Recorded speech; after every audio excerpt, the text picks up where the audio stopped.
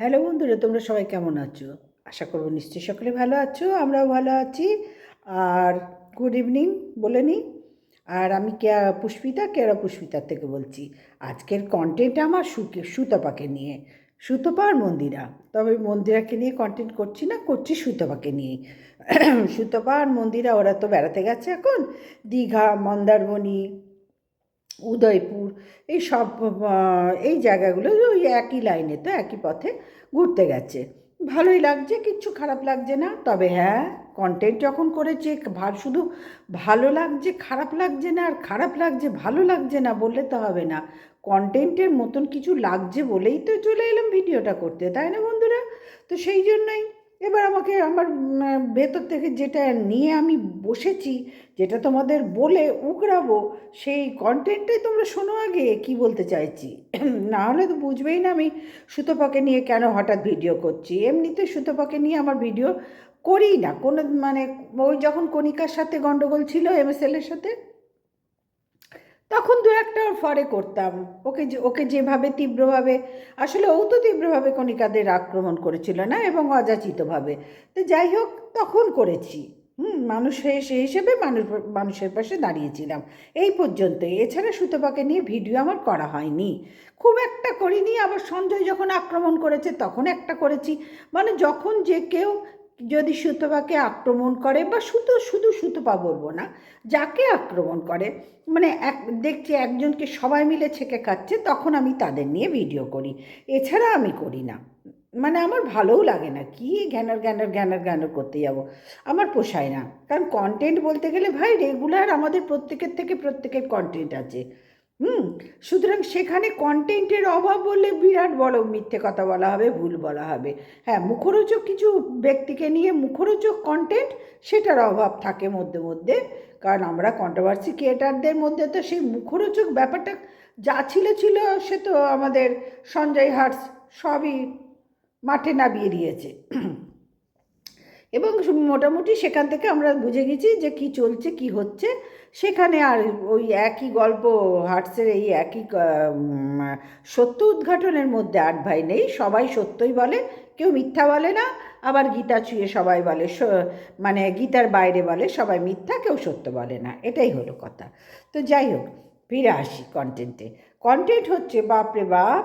হ্যাঁ, বাড়ির থেকে বেরোলো দুজনে মিলে, ও মানে সুতপা তো তুহিনকে পুরো মানুষ করে দিল গো। সুতপার পাল্লায় পড়ে তুহিন একদম, মানুষ তো অবশ্যই ছিল, জেন্টেলম্যান ছিল, এখন ভেজাল মিশ্রিত মানুষ হয়ে গেছে। বোঝাতে পারলাম? যেটা বাজারে এখন মার্কেটে এখন খুব চলছে, সেই রকম মার্কেটওয়ালা মানুষ একদম বানিয়ে দিয়েছে তুহিনকে। বোঝাতে পারছি?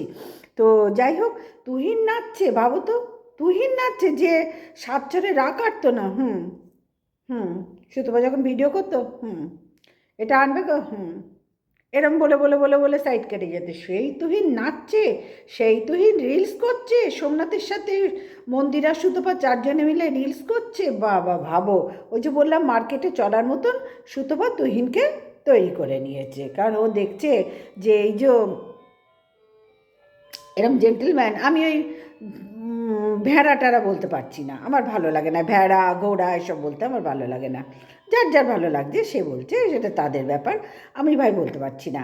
যার জন্যই সুতপা তুহিনকে এখন মার্কেটে চলার জন্য যেভাবে এখন মার্কেটে যেটা চলছে, যেভাবে চলতে হবে সেইভাবে তৈরি করে নিয়েছে।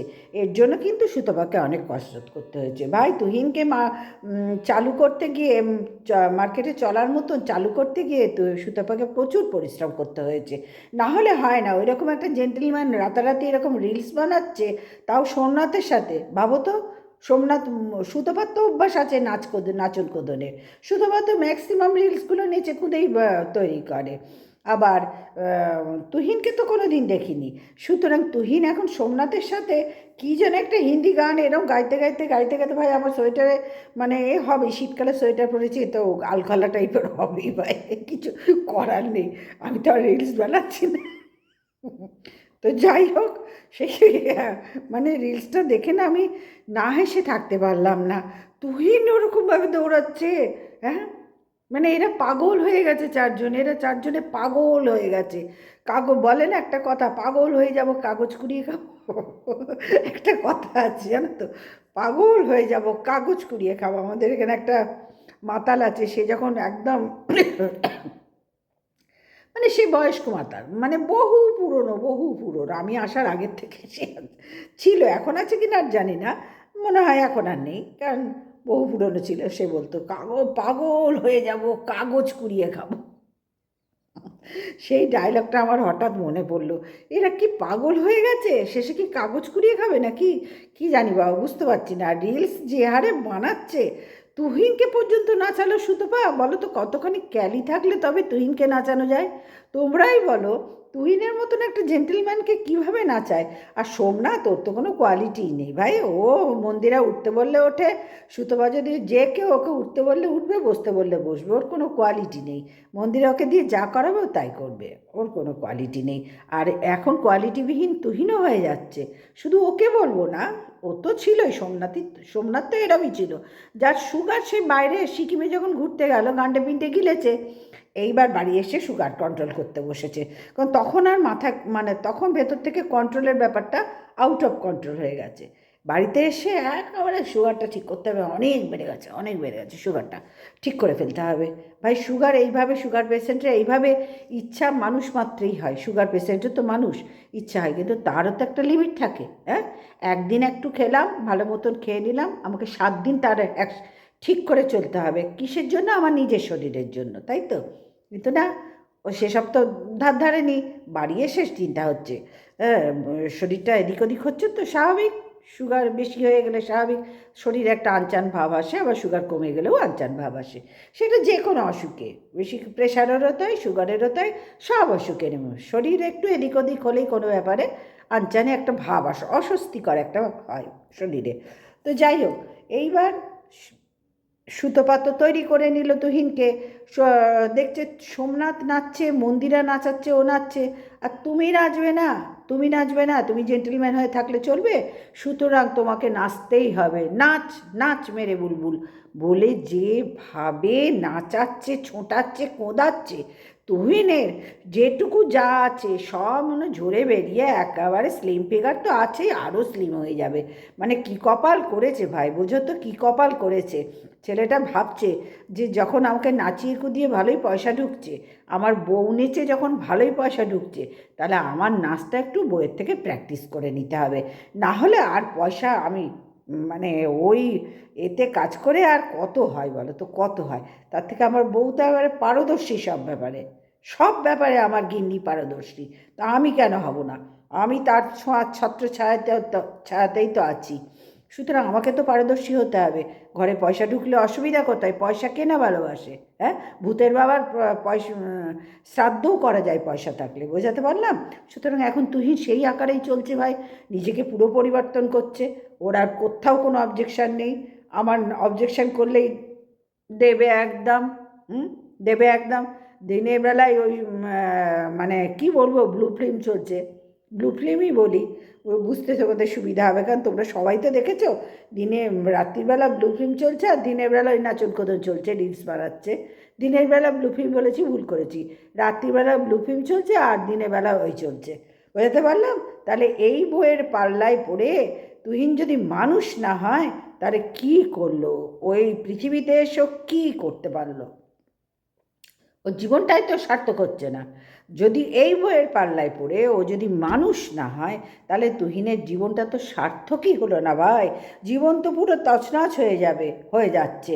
তাহলে এইবার সময় থাকতে আমাকে সার্থক করতে হবে। তুহিনও কাছা এঁটে একেবারে নেমে পড়েছে।